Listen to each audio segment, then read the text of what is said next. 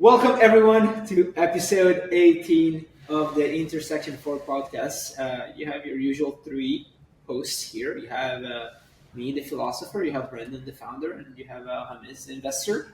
And today we have a lot of AI topics to discuss, I guess. Well, we have Brendan kind of like leading today's agenda, today's docket. So we'll pass it on to him here in a second. But just going to make the note here that over the last, I don't know, 5 episodes, 6 episodes, I think 3 out of 3 topics have been all AI related. So I don't know if it's too early to say, but maybe the Intersection 4 podcast has become the Intersection 4 AI podcast. But maybe we'll have to diversify a little bit more, start talking about geopolitics and crypto again at some point. But for today, we have AI.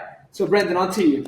Let's. I'll let you guide some of the conversations, some of the initial topics that you want to propose. So, I think easy win is the fourth person for the podcast has got to be an agent then, for sure, right? For an AI podcast. Well, you guys are the engineers. Yeah, you guys are the engineers, so make it happen. Yeah. Did you actually? Do you know? I remember looking. I know this was a joke, but I actually wanted to double click on this because I remember seeing this guy's way back, maybe beginning of 23, maybe a little later, that were launching the AI-based news channel. I think it was Channel One. They were pretty viral, right? Have you seen on anybody like trying to do some sort of like LLM-based entertainment initiatives at all, or is just like? You have those like virtual girlfriends and stuff, right? That's already there, and has like I think millions of users. Yeah, they're crushing. The virtual friends, I heard that's they're crushing it. Yeah. They So found that's version product market one. fit. Yeah, for sure. And then China apparently has news channels already with LLMs behind the commentators. A lot of times I see these videos, I really don't know what to believe and what not to believe, especially when it's coming out of China. But I have seen videos of like totally virtual news commentators that are talking about the news of the day. We've been at Athena like a voice transcription, so like an audio in and an audio out. We've had that for a long time. We just released like another version, which is like much more conversational. And then we found a kind of open source project that allows you to hook that up to phone and to Zoom. And it kind of hit us last week that there's nothing stopping us from just inviting that thing to every Zoom meeting and just kind of living on Zoom calls. So maybe we'll spin a demo up and invite it to the next one of these as a fun example. That'd be awesome. Yeah. Cool. And we've been talking about demos, right, Brendan, for some of these enterprise companies. That would be a cool demo for them as well. Because right now, Fireflies and Otter, like they just kind of listen. But it would be fantastic if they can, talk back. Interesting. Yeah. We have some like similar operating modes, we call them, in platform where it's passive, suggesting and editing. So passive, it just basically collects and like creates data points on your behalf to use later. Suggesting is it could recommend actions to take. So it'd be like if you have like this agent in your Zoom call hitting you with like DMs on the side, summarizing and like providing updates. And then active would be like, it can go out of its way to like converse on your behalf with like some goal or some task or intention beneath it. And I think different settings for different workflows, the same way that way you hire your analysts, you bring them to your first call and you're like, hey, zip it, you're taking notes. And the second call, you're like, hey, you're leading it. The third call, you're like, you can go by yourself. So it does feel much more like a new hire that you just perform the same level of here's what you've been tasked with. Actually, now that I mentioned, I know we've been talking about agents a lot. I mean, in the space too, like agents continue to be kind of the big thing. But one thing that I was thinking about this last couple of days, and I've been thinking about this frankly since the Apple Intelligence announcement. What is the current state of mind for companies, startups in the AI space, building agent-related workloads or workflows or agents for specific use cases when it comes to competing with Google, with Apple, with Microsoft? Because frankly, like one of the things that really stood out to me from that announcement that happened a few weeks back was, how many companies were killed immediately? And the same thing for like Google I/O. And the same thing for the Microsoft developer conference, and it's gonna be the same thing for every single one of these conferences. They're gonna get like 10 different startups as soon as something new drops, right? Was it correct? I feel like what we're doing at data, and this is slightly different from the side of we're looking at decentralization and looking at data, and I don't want to say that we're like guarded from competition from big companies, but I think we're less exposed to just a new feature completely disrupting what you're trying to build, right? So I don't know, Brendan, maybe you have some more exposure to that. I want to get your thoughts there. I would disagree entirely. I think like it's easy to watch something and then be like, oh, that just killed a million startups. The easy answer is like Apple Intelligence never got released. It was a demo. So it actually killed no one. It like maybe scared investors or scared founders that are doing these types of companies, but realistically, a good founding team and an investor who's like, got some wits about them is investing in like a team and like the ability to continue to build good product and to be nimble. So I don't think it actually like truly kills decent companies or definitely not great companies. It maybe gives you ideas on like where to spend more time and energy and what's going to be solved by some bigger players and which not going to be solved. But I don't think these companies die. I think it's an easy like thing to feel like it's doing in the background, but I don't see it as much. Yeah, I think so too. I think there's just too many examples of this, right? Where there were behemoths and then new companies came in and the number one everything else about the business was very exciting and very encouraging, but the big thing was, okay, what are we going to do about the big, elephant in the room? Like, how are we going to deal with them? I've been delving like quite deeply into why also kind of the US, which was the big elephant in the room when it came to semiconductors, like really lost that over the years. And why companies like Intel, the interesting thing about Intel is that they were financing the research and development all over the world for these chips, and they financed through revenue and investing, like all the largest semiconductor research and development companies, but they lost the race themselves, right? Because the smaller players were just moving faster, were taking bigger risks on newer technology, because they frankly just had like they had no status quo, they had nothing to lose, so they were going to go to the latest and the best. And Intel repeatedly was relying on what has already worked and thought, okay, it's going to continue working in that direction, and now they're playing catch up. And so I think like if startups have like one thing that just large companies don't have, everything else the large companies have. They have the network, they have the capital, they have everything else. But what startups have pace and speed. And as long as they like really hone in on that, the worst case scenario is that they're a great acquisition for one of these big players. I don't really see if you really are developing 5-10x as fast as these big players, which is possible for a very good team, then the worst case scenario is that you get bought out by one of them. Yeah. I think the one that I just heard a podcast on this morning was Amplitude, product analytics company.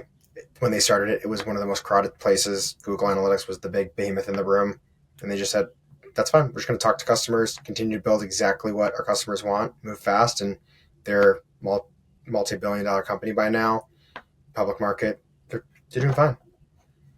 Actually, you pointed something really interesting, Brendan, that Apple Intelligence, and frankly, a lot of the announcements, like a lot of the Gemini announcements, a lot of the Sora, announcements, Voice. Sora, dude, all of those are demos. All of those are demos. So like big companies, and you see this mainly with big companies and less so than small companies, right? The big companies are hosting massive demo days or announcement days or conferences or developer conferences to announce demos. You're announcing the roadmap, and that's incredible, man. If you compare to what was happening, like I don't know, 10 years ago, maybe 15 years ago, when you went to the developer conference and you unveiled the iPhone for the first time, and everybody's like, "Oh my gosh, it's like gonna change the world," right? So I guess maybe this is more of a question for him. Is like, what is happening, man? What is happening there that's leading big, well-established companies to change the culture around announcing things and moving from announcing products who are ready to ship that are shipping the next day to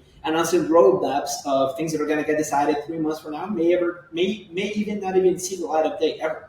Why is this happening? What are your thoughts here from the investor perspective?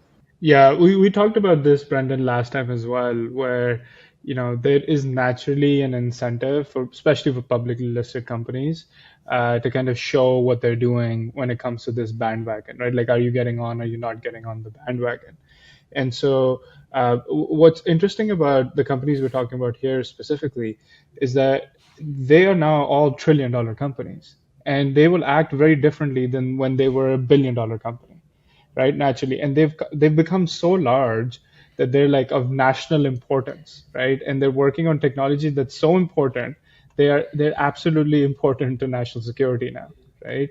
And so just to keep investors happy, to keep regulators happy, to keep getting those subsidies, like they'll say and do whatever, right? And if you go into one of these companies, like they'll have bigger investor relations and PR teams than really any other teams, right? Sorry, actually add compliance to that. So PR, compliance, and IR, if you put together, are usually the biggest teams in these companies, right?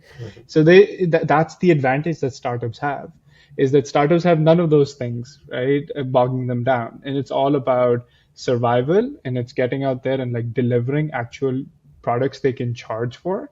And here it's obviously at some point they have to deliver products, but here it's more about how much can you stay on trend, how much can you keep the board happy to have you keep paying yourself tens of millions of dollars a year, right? Like it's a lot more fluff naturally as you get larger, and fluff doesn't pay the bills for startups, so there's a lot less fluff there, Doesn't it feel though that a lot of that naturally. culture has also gone to startups? I see this in crypto so much. Like there's so many companies, man, that like hold massive announcements, just announcing like nothing. Like, dude, I mean, and to be very honest with you, like I've been on the other side, right, of like doing massive announcements for frankly things that were just like kind of like a nothing burger.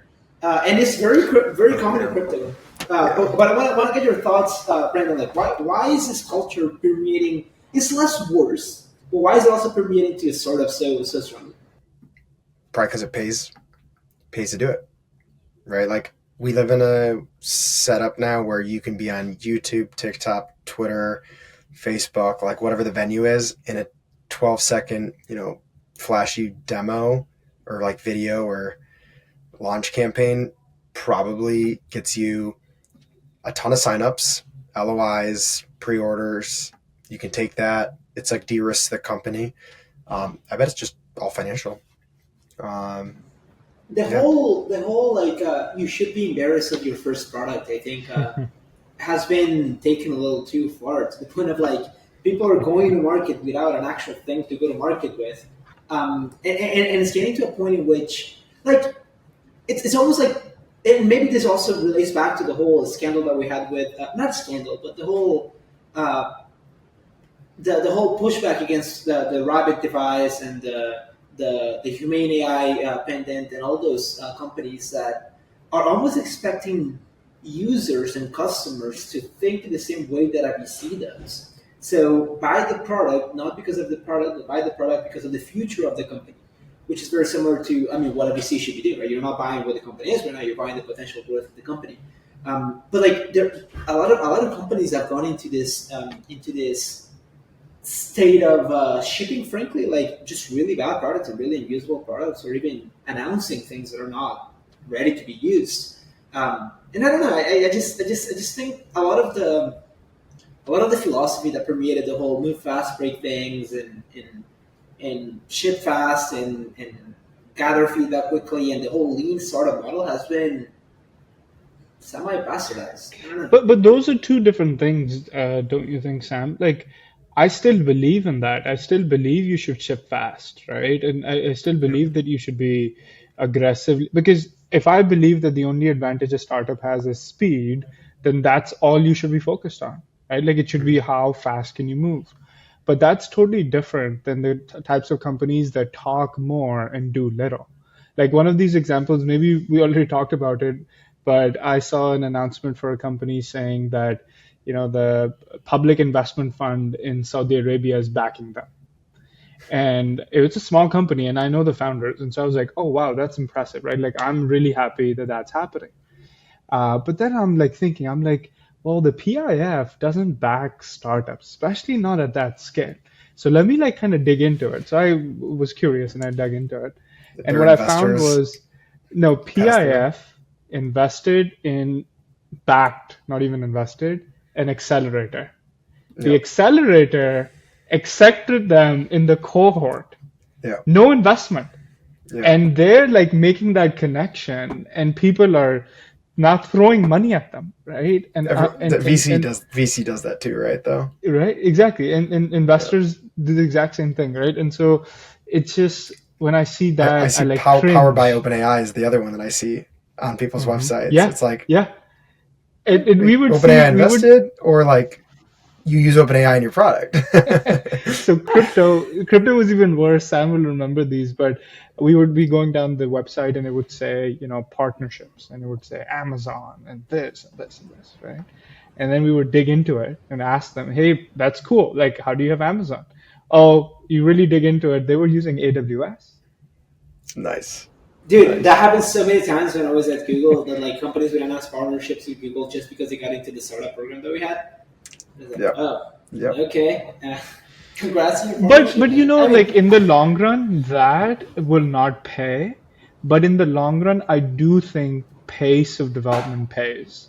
Yeah, So I think, Sam, these are two different things. I don't think they're the same. Like, you should still be ashamed of the first version of your product. That's still true, but you shouldn't be going out there, because now, like, imagine like somebody like me, or imagine somebody from the PIF sees that announcement, right? Like, you've lost all credibility. I don't care like what you're doing. I really couldn't care less, because today you're talking about that. Oh, they actually even put oh, this was the post. This is a funny post. What's common between Ronaldo and our company? And I was like, okay.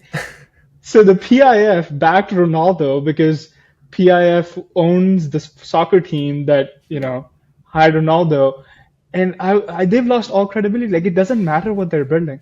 So I don't think it pays in the long run, but pace of development, we were just talking about this, me and Brendan, like the pace of development I see from Athena, I'm like, thank you for this type of entrepreneur, right? Like, that's the type of entrepreneur you want to back. And so I think they're different things. yeah. one more comment there. I wanna hear your thoughts on this, Brendan, too. Is that I'm going on a tangent here. I agree they're probably separate things in terms of announcing things that don't really exist and then shipping products a little too fast.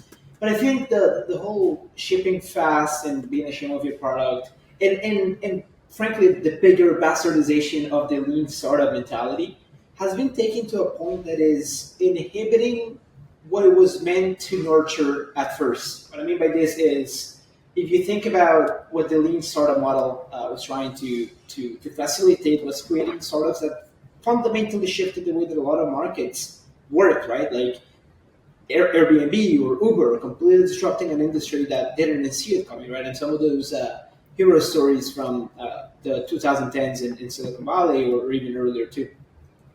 But I think a lot of companies, a lot of just frankly SaaS companies that are doing cool things. I'm not minimizing what the company is doing. That are doing cool things. Are like I don't know, like the model is starting to make it harder for entrepreneurs to think of the art of the possible, and then instead focusing on minimal incremental I improvements agree with over this. existing models. I agree with this. I've been saying something similar to folks recently about this. Yep. To completely like. Sorry to interrupt you, but like the way I've like been rationalizing what this current environment looks like is there's a period where banking, hardware, physical labor, building companies meant hiring people in physical positions, and it was like you couldn't do that. Like it just wasn't possible to do that kind of business model. Software changed the game, so we had to invent like a tagline to change the way people work at a full-time software company, so that way they like just understand. Oh no, it's break fast, whatever, or run fast, break things, right? We have now over-indexed on that, and like now we're probably swinging back into this like, okay, you don't have to ship, a feature that changes the color blue. I always laugh about this one. is like someone changes the color of an icon and they'll put out a newsletter to their entire like list to be like, guess what? Today, we're excited to announce we've added it an animation and a color. It'll be available. It's rolling out right now. You probably have access. You maybe don't. And it's like, dude, just roll out the feature. Come on. You don't need to like, and I think like that, to your point, is something that like I felt companies probably have like over-indexed, and now it's just like pull back, do a good product, release it. Yeah, did you guys get one today? Dark mode? So stupid. So stupid. Yeah, dude, this was Strava. I mean, I think Strava is a great app. It's a fun thing. Literally got a newsletter saying dark mode is here, and with the intonation, dark mode is here. And dude, okay, cool, but I don't really think that's not the point of the app. Yeah, like, this is not what tech is for, right? And you have a lot of product managers, both at big companies and like CEOs or CPOs at smaller startups. They're starting to think in terms of future increments on existing models. And dude, you're not thinking about the art of the possible. What can be done with the technology that you're building? What is a net new, completely different industry that you can create? Or what is the net new dynamic in society that you can build with the technology that you're creating? Instead of just freaking improving the same SaaS type model or SaaS software that is solving a tiny business issue, as opposed to completely rethinking a fundamental aspect of society. So many startups, man, are just caught up on tiny small improvements, and good, man. I think I'm sure there's a lot of money to be done and good businesses to be built, chipping away at better ways to do things. But I don't know. Sometimes it does feel like a lot of the OG has been lost. But I think either you're going to finance your business, either you're going to finance this like really aggressive future through revenue, or you're going to finance this really aggressive future through outside capital. Right? Like it's outside capital, right? Like, so either your customers are going to pay for it or your investors are going to pay for it, right? Now, if your customers pay for it, you are a more sustainable, longer term business and you keep more of the company. If your investors are going to pay for it, it's not a sustainable model and you keep less of the company, right? And so I think there's a balance here. I think some of the most like transformative businesses in the world were also highly focused on generating revenue, and they use that to finance all these far more aggressive, like bigger things, right? Like Apple.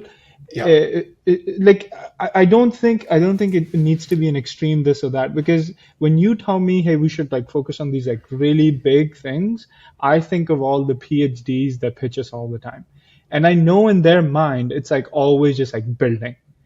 And it's fun to build and it's exciting to build. It sucks to sell. And you have to strike that balance. Otherwise, you will sell your entire company to investors who are going to finance it, but they're going to take their pound of flesh to finance your company. That's a question for you too, man. From an investor, one of the things you've been saying in our chats pretty often is that you want to talk about the AI bubble and how a lot of AI is overhyped, but there's a lot of noise. Frankly, I see there's a lot in AI too. Like there's a handful of companies that are building net new transformational technology, and there's a bunch of other companies that are just GPT-4 wrappers and building some UI around the API. When is it not a wrapper though? When they build more, or when people just don't call it a wrapper because that's expected? Yeah, I guess being a GPT-4 wrapper is just a catch-all umbrella to season to do innovation, to literally just build a UI for a specific use case to run a call to the API, which is okay, right?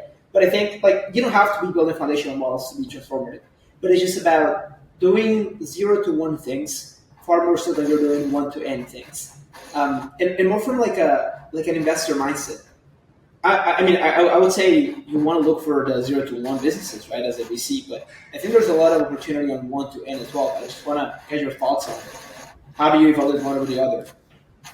Yeah, I think I do think that there's, again, just like blockchain, just like the internet, there's this, when capital is readily available, people are not worried about financing through revenue. But at the end of the day, like the hope of every investor in the world is that you start standing on your 2 feet and you're a sustainable company, right? Like that. And if I give you the ideal situation, you raise capital from me and then never raise capital again. Mm-hmm. That's the ideal situation, right? Like, and so to me, I've always been a far bigger proponent of like these more sustainable, almost like think of them, even Sequoia talks about this, like think of them as like pit stops. They're not the final destination, but these are ways to keep going down that path. There's even crazy examples with Airbnb, right? Like selling cereal boxes or something like that in the early days before they got into Y Combinator, right? So those days are still in AI where you can sell a vision and get financed at actually pretty good terms from investors. But the financing that you get from your customers, the feedback loop you get to your customers will always be better. Raising capital or debt of any kind is always going to be worse, right? Just think about it from that perspective, and you'll start realizing that like there is a balance to be had where you keep more of the company, you get more feedback, you actually build a sustainable business because you're not from day one thinking, hey, there's $10 million and the only path to getting that 10 million into the business to build is through capital raising. What if you thought, okay, 5 million I'm going to get from investors, but the other 5 I'm going to get non-dilutive capital revenue with all the feedback that comes with it, right? Like that's now you're really thinking like the type of company that like I like. We're like, okay, we're going to strike a balance here and do both. Yeah, it proves itself out by, if I told my customers who my investors are, they would be like, why are we wasting our time in this call? If I can tell an investor who our customers are, they're writing checks. So it's just, one cares about like the revenue is always going to be better than capital. Pipeline solves all. Yeah. So one of the topics that I want to throw at us, just to kind of get like a more tailored discussion on this one, because I've been thinking about it a lot. How would you define, let's call it, because I think there's like 3 terms that are being thrown around online right now. ASI, which is Ilya's new company, is focusing on that. AGI, classic term, and then there's like enterprise AGI, which is just a B2B version of that. Specifically like AGI or enterprise AGI, the terminology changes a lot. I want to like ask the group, what is like a testable or verifiable version that you would be able to like sit well with, that like a year from now or 2 years from now or whenever it happens, we could be like, okay, now it happened. And I'll give you mine because I thought about it a bit today, is when, for enterprise AGI specifically, because this is the problem that we're looking to solve for. I can put a agent all the way through an analyst, data scientist, a general entry-level role at a Fortune 500, and they successfully provide that layer of value such that they don't get fired after 1 year.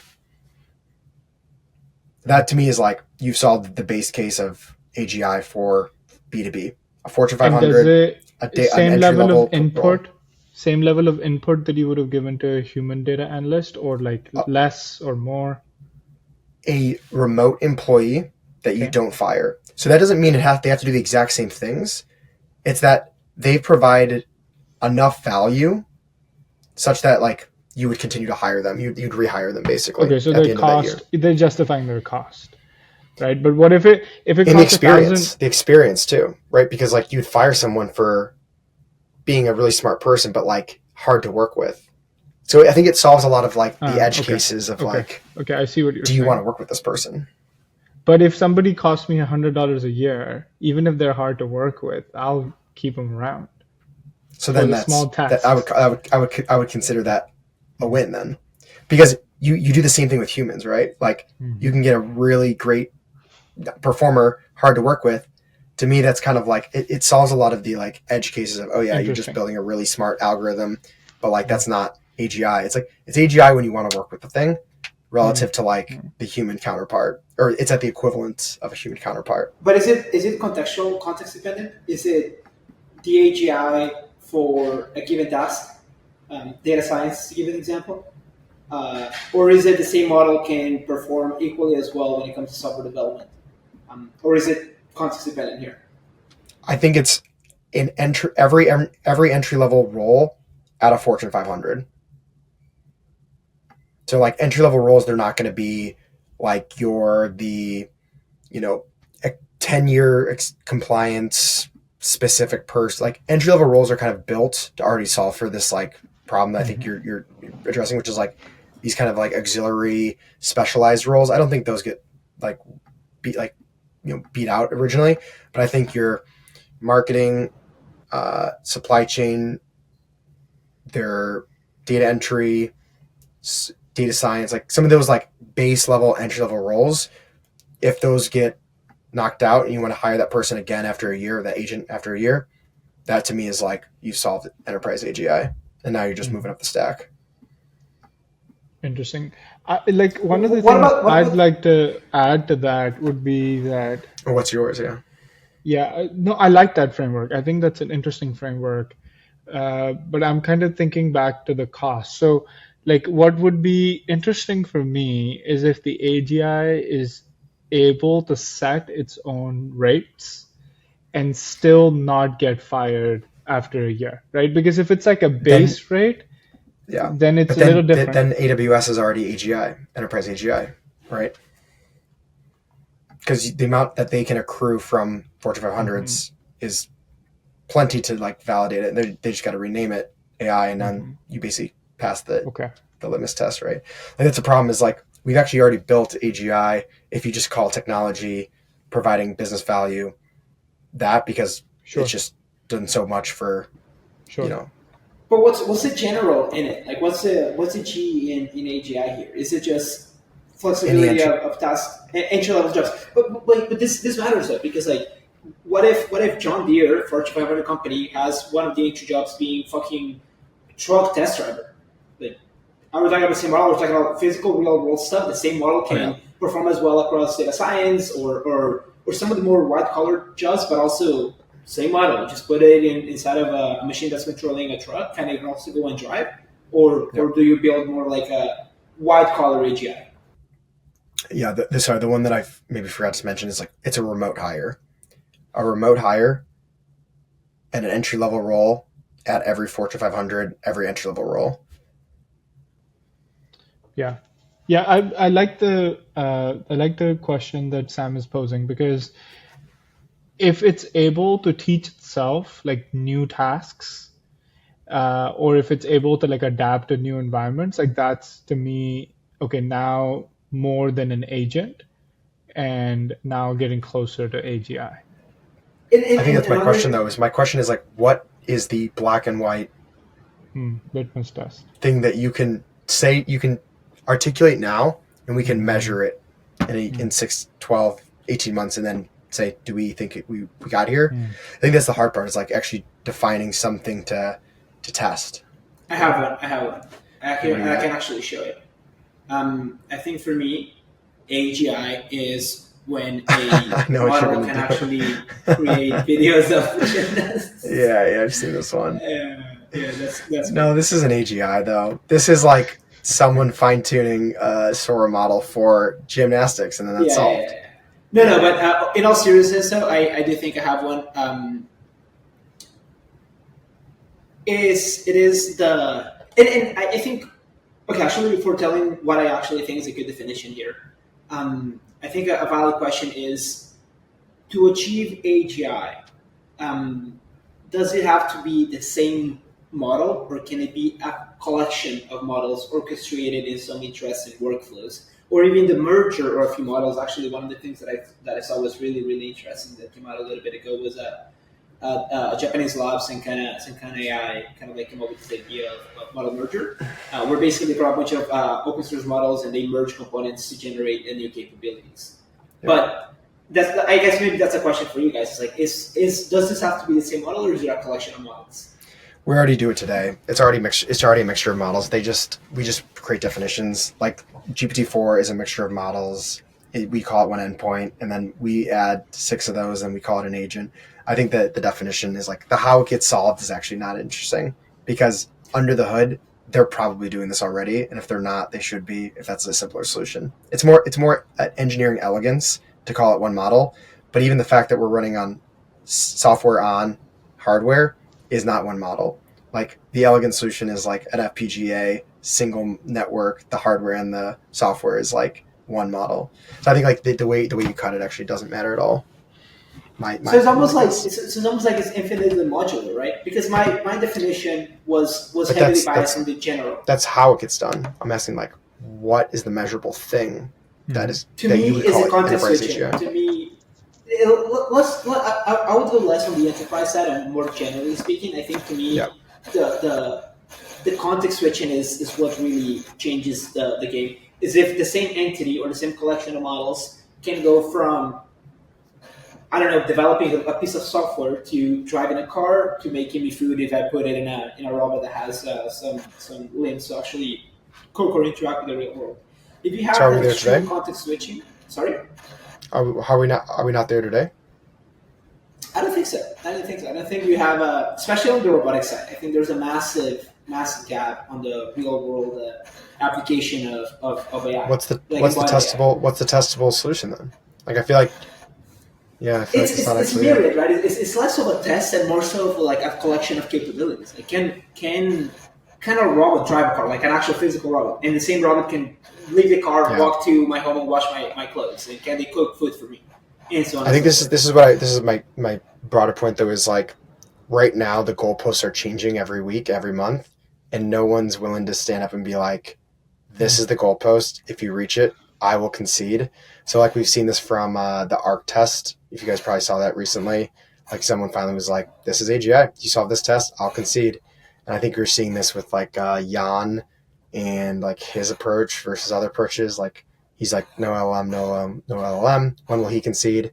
It's like, does it make sense for like people to stand up and be like, okay, once it solves this, we could like maybe agree on something. Because otherwise, a year from now, we're going to have the same conversation and it's actually just going to be more normalized what it's doing. And we're like, oh, well, that's not AGI yet. Like, and that's like that we're slowly getting there and we're not even going to know when we're there It because happens, yeah. we just continue to see But these isn't incremental that changes. human nature, right? Like, Yeah. isn't that how everything happens? And does it Right, even but matter? that's why I'm asking. too, That's why I'm asking it now, though. Is like I want to be able on a podcast with you guys a year from now, be like, wait, we hit Hamiz's definition. Like even if it's like not real, like it's an interesting time box or thing to look back on. I think it's tricky, man, and I've seen a lot of I've seen a couple of papers coming out recently just on evaluation and benchmarking of models, and to your point, yeah, like the goalpost just keeps changing. But if you had a Obviously, like gun on a to your weekly head, basis. I know, but if you had a gun to your head, right? Because Yep. you're giving a politician's answer. You're saying, well, Yep. it depends. Everybody can say that. But if you had a gun to your head, like, and you can say, and you can change it, but today you can say, hey, if it can do multiple different things across, If it can do multiple A, B, and disciplines, C, yeah. yeah, then I'm good, right? And so I think what Brendan is trying to say is have us at least commit to something. And then obviously, as we think more deeply about it, we can change it, but we have to commit to something. Mm-hmm. So here, okay, so I guess this is going to be my answer then. When you have a sim entity or collection of models that can control things in the real world physically, set aside the hardware. If you have a model running a robot that can actually perform actions in the real world with dexterity, that same model can build software digitally.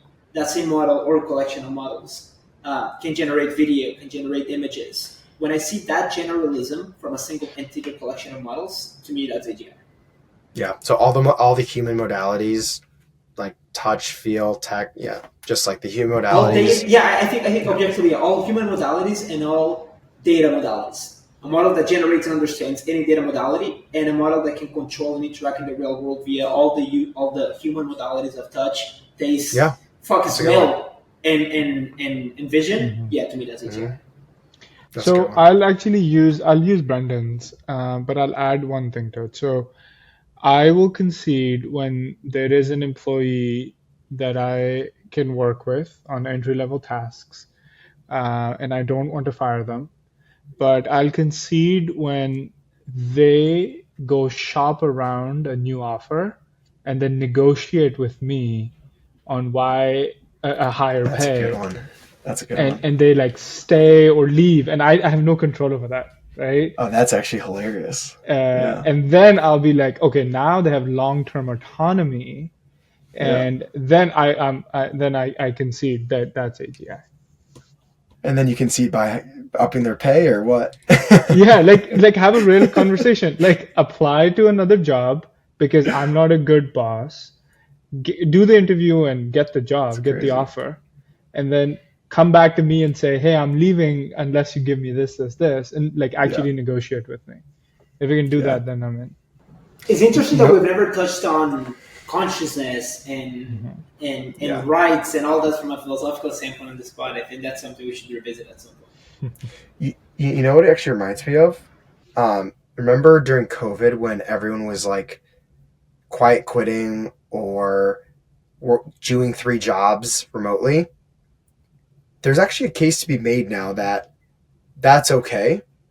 Because like you just flip it on its head and you say, okay, so not you're hiring an agent or an AI to like do some work tasks, but you have a human who's like leveraging 15 of these things. And if they're staying employed for this long at these companies, at that point, the way that they get their job out the door, they get their job out the door. Like it almost feels like that's an okay setup if like all parties are like in agreement. They're not agreement, but like understand like that's what's happening. Which kind of would be true of a world where these things could do full-time roles the same way that humans could. They're probably going to do 6 companies at the same time, and so should humans. Yeah. Interesting. And that could All right, be gents. like a very interesting way to bring the cost of all these things down, right? Because if the same person can be split across 10 companies and the companies believe that their like criteria on an ongoing basis is correct and this person's passing that, then sure, you can pay them maybe not 1/10 of what you were paying them, but even if you pay them 1/5 or 1/4, then for all of them the cost goes down, but our GDP still goes up, and right? it makes a good case for like humans doing their best work and getting paid for it, right? Like if you see like the commoditization of like the data entry role, but like you're on a Zoom call once a week and you're always going to be able to articulate the week better than an agent, you're still going to get hired there, but you're going to be hired at 6 other firms to do that one thing really well.